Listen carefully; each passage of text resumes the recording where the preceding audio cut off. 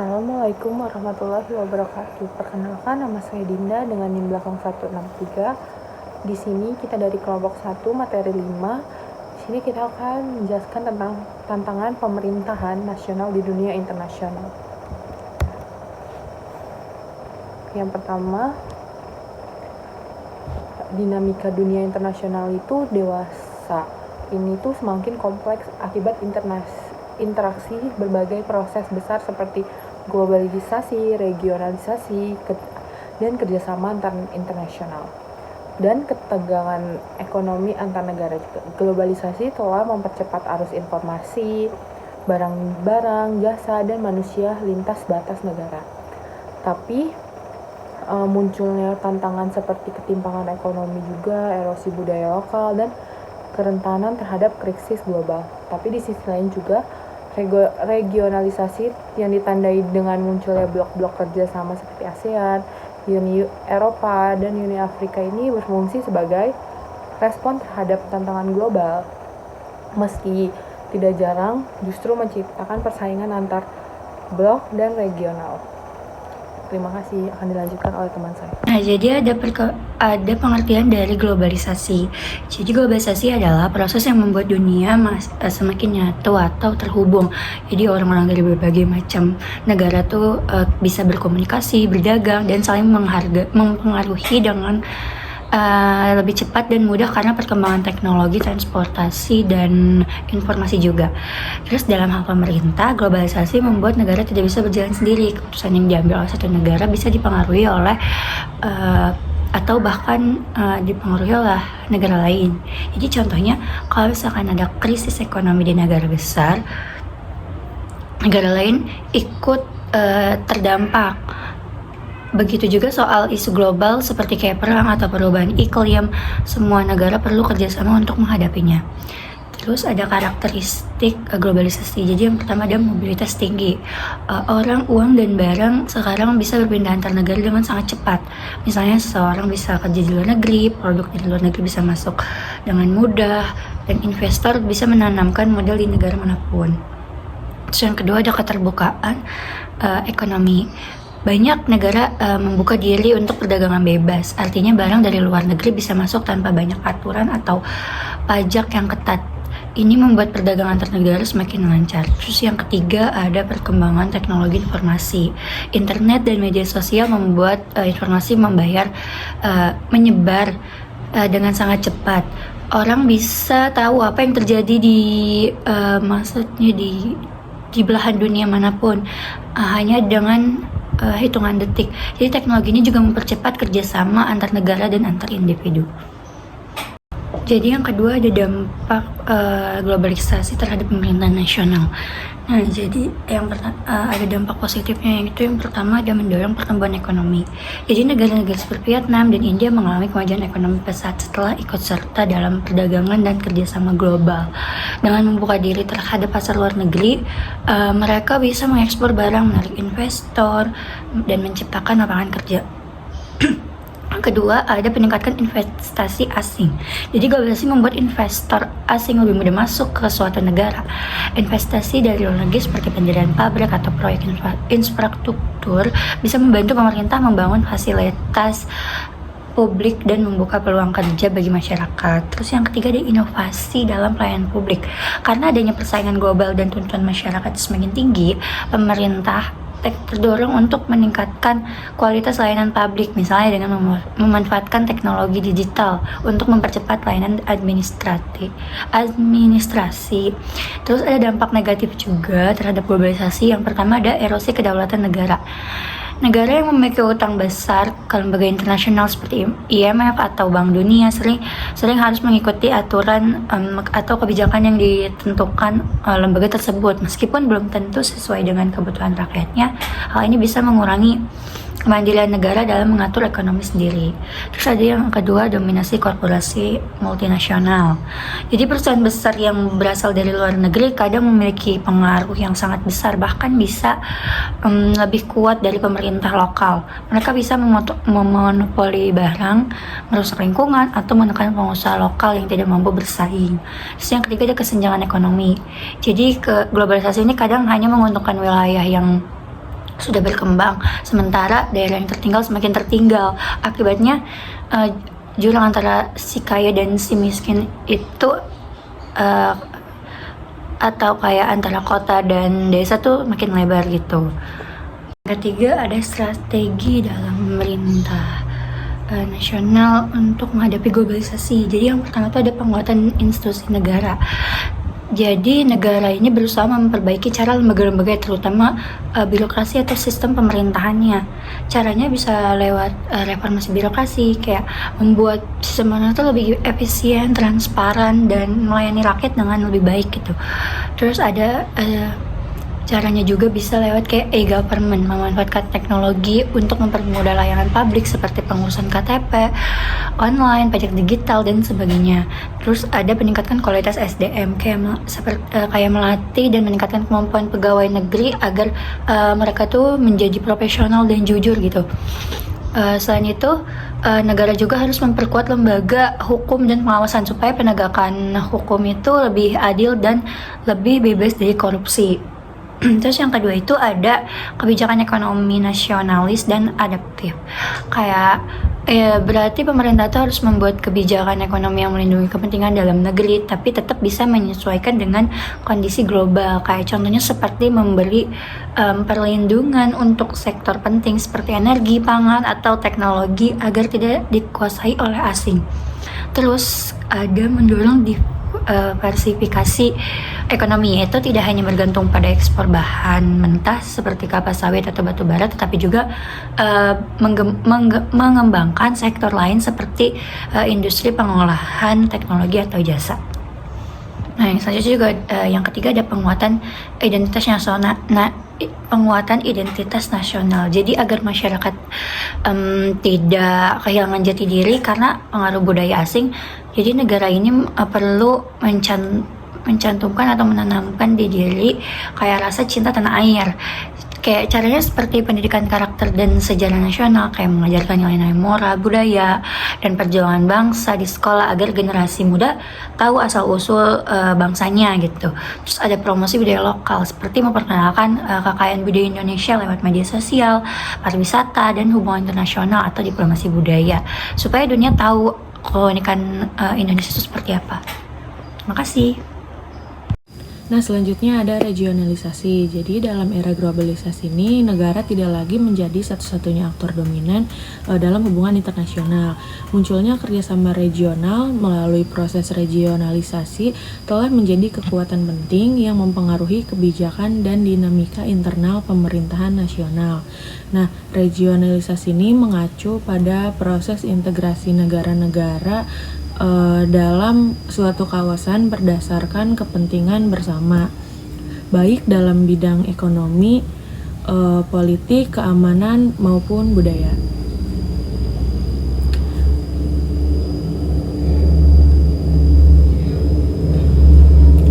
Meskipun menawarkan berbagai manfaat, regionalisasi juga menghadirkan tantangan serius bagi pemerintah nasional, terutama dalam menjaga kedaulatan, keadilan ekonomi, dan identitas nasional. Nah, regionalisasi ini adalah proses integrasi antar negara dalam wilayah tertentu yang bertujuan membentuk kerjasama berdasarkan kedekatan geografis dan kesamaan kepentingan. Kerjasama ini tuh dapat membentuk blok perdagangan bebas, organisasi politik, hingga komunitas budaya. Nah, meskipun menawarkan berbagai manfaat, regionalisasi juga menghadirkan tantangan serius bagi pemerintah nasional, terutama dalam menjaga kedaulatan negara, keadilan ekonomi, dan identitas nasional. Jadi, regionalisasi ini adalah proses integrasi antar negara dalam wilayah tertentu yang bertujuan membentuk kerjasama berdasarkan kedekatan geografis dan kesamaan kepentingan. Nah, kerjasama ini tuh dapat berbentuk blok perdagangan bebas, organisasi politik, hingga komunitas budaya. Jadi ada contoh organisasi regional. Yang pertama tuh ada Uni Eropa, yaitu integrasi politik dan ekonomi di Eropa. Dan yang kedua tuh ada ASEAN. ASEAN tuh kerjasama ekonomi, politik, dan sosial budaya di Asia Tenggara. Yang ketiga tuh ada USMCA, yaitu blok perdagangan antara Amerika Serikat, Meksiko, dan Kanada. Nah, regionalisasi ini tuh punya manfaat juga. Yang pertama tuh ada akses pasar. Jadi melalui kerjasama regional seperti ASEAN, negara-negara anggota tuh mendapat kemudahan dalam ekspor impor, harmonisasi tarif, dan investasi lintas batas. Produk dalam negeri ini lebih mudah masuk ke pasar negara tetangga. Yang kedua tuh ada daya saing ekonomi, yaitu persaingan regional memaksa negara untuk melakukan reformasi ekonomi, memperkuat regulasi, dan berinovasi agar tidak tertinggal. Yang ketiga tuh ada stabilitas kawasan. Jadi regionalisasi ini memperkuat dialog dan diplomasi. Misalnya ASEAN menerapkan non-intervensi dan konsensus untuk meredam konflik antar negara anggota. Nah, regionalisasi juga mempunyai tantangan terhadap pemerintahan nasional. Yang pertama tuh ada kehilangan kedaulatan, adanya kewajiban motif hukum atau kebijakan nasional. Yang kedua tuh dominasi negara besar. Jadi negara maju dalam blok tuh cenderung mendikte arah kebijakan. Dan yang terakhir tuh ada ketimpangan ekonomi. Jadi nggak semua negara tuh mendapat manfaat yang seimbang. Oke, di sini saya akan menjelaskan mengenai kerjasama internasional. Kerjasama internasional adalah sebuah konsep yang mencakup berbagai aspek hubungan antar negara. Menurut Hosti, 1988, kerjasama internasional dapat didefinisikan melalui beberapa pandangan. Yang pertama, pertemuan kepentingan. Pandangan bahwa dua atau lebih kepentingan, nilai, dan juga tujuan itu bertemu dan juga dipenuhi oleh semua pihak secara bersamaan. Kemudian yang kedua, harapan timbal balik. Jadi harapan dari suatu negara bahwa kebijakan yang diputuskan oleh negara lain itu akan membantu negaranya mencapai kepentingan dan juga nilai-nilainya. Yang tiga, ada perjanjian spesifik.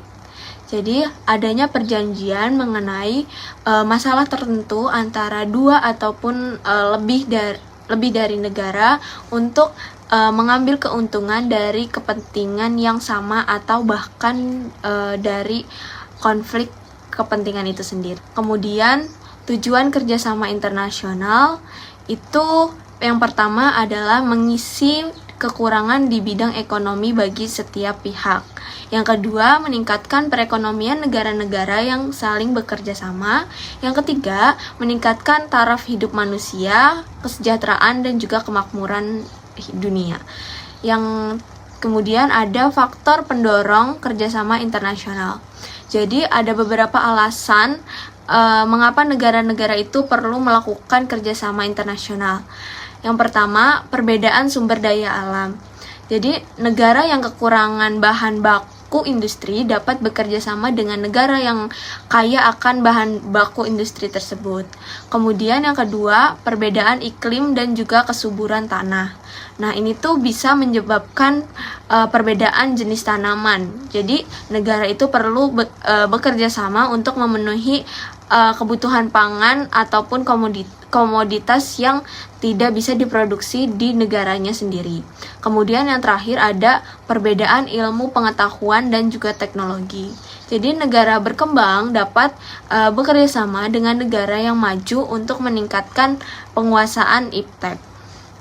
Nah, kemudian ada bentuk-bentuk kerjasama internasional.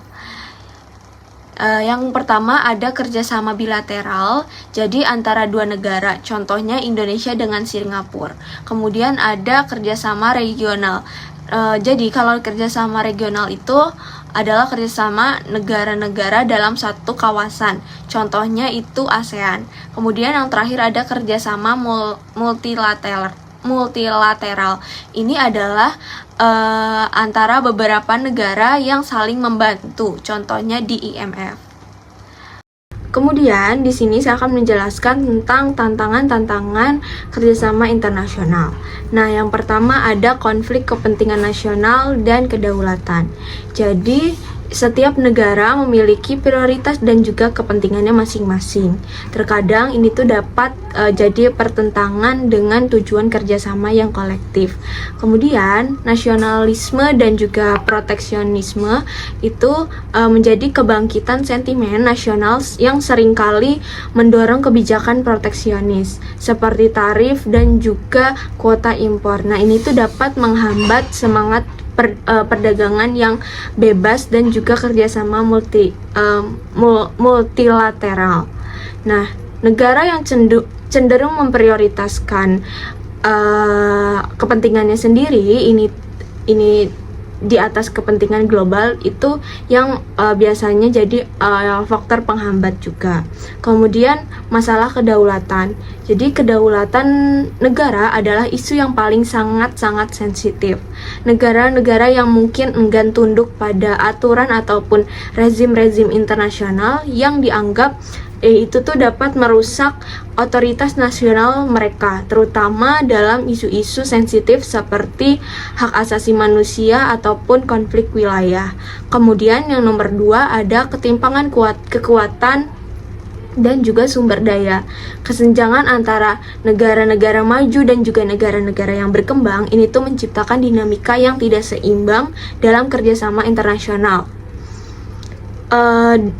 Dominasi negara yang maju, negara-negara yang lebih kuat secara ekonomi dan juga politik itu tuh cenderung mendominasi proses pengambilan keputusan dalam organisasi internasional yang sangat berpotensi merugikan negara-negara yang lebih kecil dan juga kurang kuat. Nah, yang selanjutnya ada ketimpangan kapasitas. Negara berkembang seringkali berada pada posisi yang kurang beruntung gitu, karena keterbatasan sumber daya, teknologi, kapasitas itu membuat mereka itu sulit bersaing dan juga sering menjadi pasar bagi produk negara yang maju sambil dia itu bergantung pada ekspor bahan mentah. Kemudian ada hambatan institusional dan juga birokrasi. Kerjasama internasional ini dapat menjadi sumber tantangan karena birokrasi yang rumit. Jadi proses negosiasi, implementasi dan juga validasi program kerjasama internasional itu sering banget lambat dan juga rumit karena dia itu melibatkan birokrasi yang kompleks di masing-masing negara serta ditingkatkan organisasi internasional. Kemudian desain institusi yang usang. Nah, banyak lembaga pemerintahan global yang dibentuk pada era yang berbeda dan juga kesulitan beradaptasi dengan krisis-krisis baru yang baru muncul. Reformasi institusi ini tuh berjalan lambat dan juga sering menghambat kepentingan politik. Kemudian ada yang kelima, ini ada perbedaan sistem dan juga norma. Perbedaan yang paling dasar antara negara yang dapat menyulitkan kerjasama itu ada di perbedaan sistem hukum dan juga pendidikan. Perbedaan dalam kurikulum, sistem akreditasi dan juga kerangka hukum ini tuh dapat membuat pelarasan program yang menjadi sangat sulit. Contohnya, tumpang tindihnya hukum perburuhan nasional dengan standar ILO sebagai tantangan dalam sound governance. Nah, hambatan juga bisa ada hambatan bahasa dan juga hambatan budaya. Komunikasi yang efektif dapat terhambat. Komunikasi yang efektif itu dapat menjadi yang tidak efektif itu dapat bisa menghambat antara kayak perbedaan bahasa dan juga budaya, dan juga bakal memperlambat proses negosiasi dan juga implementasi program. Kemudian yang terakhir, isu-isu global kontemporer. Nah, tantangan-tantangan yang bermunculan di era modern ini itu isu lintas batas yang kompleks. Masalah seperti perubahan iklim, pandemi, teroris, dan juga kejahatan cyber itu tuh menjadi yang gak gampang buat diatasi oleh negara. Dia itu memerlukan tingkat konsensus dan juga kemauan politik yang sangat tinggi untuk ditangani secara kolektif. Kemudian yang ada juga informasi dan keamanan cyber. Jadi penyebaran disinformasi dan juga ujaran kebencian secara daring itu tuh bisa meracuni debat demokratis dan juga mengganggu stabilitas sosial. Sementara dunia maya seperti sosmed itu menjadi arena baru untuk kayak di era modern saat ini. Nah, secara keseluruhan meskipun kerjasama internasional ini sangat penting, keberhasilannya itu bergantung pada kemampuan untuk menavigasi perbedaan kepentingan,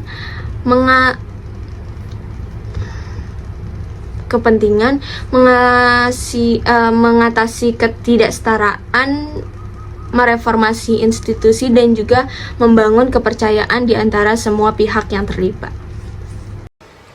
Selanjutnya ada tantangan pemerintahan nasional dalam perang dagang dan perebutan pengaruh global. Dalam era globalisasi yang kiat menguat, negara-negara di dunia tidak dapat menghindar dari interaksi yang kompleks di bidang ekonomi, politik, teknologi, dan diplomasi. Salah satu dinamika global yang sangat mempengaruhi stabilitas internal suatu negara adalah fenomena perang dagang dan kompetisi pengaruh antar negara besar. Pemerintahan nasional terutama di negara berkembang kini dihadapkan pada serangkaian tantangan struktural dan strategis yang menuntut respons kebijakan yang adaptif, cermat, dan berorientasi jangka panjang. Yang pertama, ada ketergantungan terhadap sistem ekonomi global. Struktur ekonomi negara-negara modern tidak lagi sepenuhnya otonom, mereka yang sangat tergantung pada jaringan perdagangan global, dan baik dalam hal ekspor komoditas, impor bahan baku, maupun investasi asing. Yang kedua, ada tekanan geopolitik dan diplomasi eksternal. Negara-negara adidaya tidak hanya bersaing dalam bidang ekonomi, tetapi juga dalam membangun aliansi strategis dan memperluas pengaruh politiknya. Dalam konteks ini, negara-negara berkembang seringkali terperangkap dalam dilema geopolitik yang dimana mereka dituntut untuk berpihak pada salah satu blok kekuatan global, meskipun keputusan tersebut bisa terdampak buruk pada hubungan luar negeri dan kepentingan nasional jangka panjang. Yang ketiga, ada ketimpangan akses terhadap teknologi strategis, yang dimana di tengah revolusi industri keempat, penguasaan ada teknologi mutakhir menjadi kunci dominasi ekonomi dan militer. Namun negara-negara berkembang seringkali tidak memiliki kapasitas inovasi dan riset yang cukup untuk bersaing di sektor ini. Yang terakhir, ada persaingan standar global dan tantangan regulasi nasional. Pemerintah nasional kerap dihadapkan pada tekanan untuk menyesuaikan regulasi domestik dengan standar yang ditetapkan oleh kekuatan ekonomi global. Standar tersebut tidak selalu disusun dengan mempertimbangkan kondisi negara berkembang, melainkan lebih mencerminkan kepentingan negara maju. Baik, di sini saya akan menjelaskan studi kasus yang bertema dengan perang dagang Amerika Serikat versus Tiongkok dan dampaknya terhadap negara ketiga seperti Indonesia. Nah, perang dagang antara Amerika Serikat dan Tiongkok yang dimulai pada tahun 2018 menjadi salah satu momen penting dalam lanskap geopolitik dan ekonomi global. Perseteruan ini diawali dengan kebijakan tarif tinggi yang dilakukan oleh pemerintah Amerika Serikat terhadap berbagai produk asal Tiongkok, yang kemudian dibalas oleh Tiongkok dengan tarif serupa terhadap produk-produk Amerika Serikat. Ketegangan ini tidak hanya berdampak pada kedua negara, tetapi juga memberikan efek riak atau ripple effect ke negara-negara lain, termasuk negara-negara berkembang di Asia atau global supply chain, di mana di mana perusahaan ini multinasional dan memulai mencari alternatif produk di luar Tiongkok demi menghindari tarif tinggi. Negara-negara seperti Vietnam, Thailand, dan Malaysia menjadi tujuan utama relokasi industri karena stabilitas ekonomi dan insentif investasi yang ditawarkan oleh pemerintah mereka. Nah, Indonesia sebenarnya memiliki peluang besar untuk menjadi bagian dari restrukturasi rantai pasok global tersebut. Namun sejauh ini Indonesia masih tertinggal dibanding negara tetangganya, dan dari Asia Development Bank atau World Bank ini menunjukkan bahwa partisipasi Indonesia dalam global value chain ini masih berada di bawah Vietnam dan Thailand. Nah, faktor penyebabnya ini mencakup infrastruktur logistik yang belum optimal, birokrasi yang rumit, dan sektor-sektor primer yang belum banyak melakukan hilirisasi industri. Namun demikian, perang dagang juga membuka peluang baru, terutama bagi sektor seperti tekstil, elektronik, dan agribisnis yang dapat mengisi kekosongan pasar akibat hambatan dagang antara Amerika Serikat dan Tiongkok. Nah, lebih jauh juga perang dagang ini memunculkan dinamika pengaruh antar negara. Amerika Serikat misalnya semakin gencar mendorong aliansi ekonomi yang baru seperti Indo-Pacific Economic Framework atau IPF. Nah, sebagai tandingan terhadap dominasi Tiongkok di Asia, di sisi lain di mana Indonesia ini termasuk salah satu negara mitra strategis, persaingan geopolitik ini memaksa dapat memanfaatkan peluang investasi dari kedua kekuatan besar tersebut tanpa harus terjebak dalam konflik kepentingan politik. Dengan demikian, perang dagang bukan hanya soal tarif dan ekspor, tetapi melainkan juga merupakan arena pertarungan pengaruh dan dominasi dalam tatanan dunia yang semakin multipolar.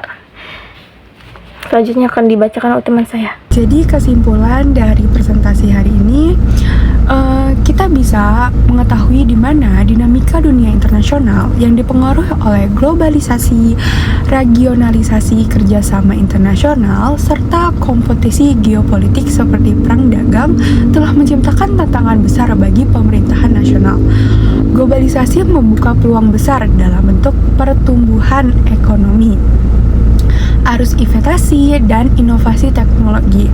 Namun, di sisi lain juga menimbulkan ancaman terhadap kedaulatan negara, identitas budaya, serta ketimpangan ekonomi. Regionalisasi itu memberikan keuntungan melalui kerjasama kawasan, peningkatan stabilitas, dan akses pasar yang lebih luas. Namun dapat mengaruhi kontrol nasional dalam pengambilan keputusan dan juga menciptakan ketergantungan pada kekuatan regional. Tentu kerjasama internasional menjadi alat penting dalam menghadapi tantangan global. Namun tidak lepas dari konflik kepentingan, ketimpangan ini menjadi kekuatan serta hambatan institusional. Negara itu berkembang seringkali berada dalam posisi kurang menguntungkan karena keterbatasan sumber daya, teknologi, dan pangan. Nah, itu adalah kesimpulan dari presentasi kami hari ini. Mohon maaf bila ada kesalahan kata-kata. Wassalamualaikum warahmatullahi wabarakatuh.